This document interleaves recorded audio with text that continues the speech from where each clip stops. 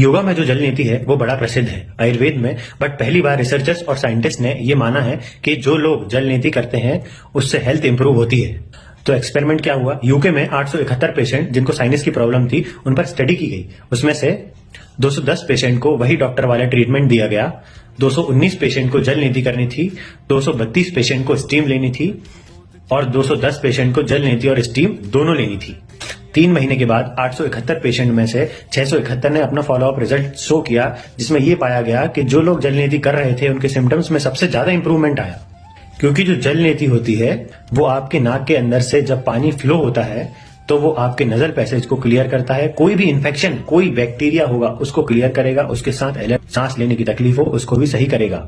इतना ही नहीं, ये भी देखा गया है कि जिनको कान की प्रॉब्लम है, जिनको आंखों की प्रॉब्लम है, उनको भी राहत मिली है। डाइजेशन की दिक्कत हो, माइग्रेन हो, इवन मेंटल और इमोशनल हेल्थ को भी कम करता है। मतलब आप शांत रहोगे, अंदर से आपको पीस महसूस होगा। ये सिम्टम्स और ये इफेक्ट्स देखे गए हैं।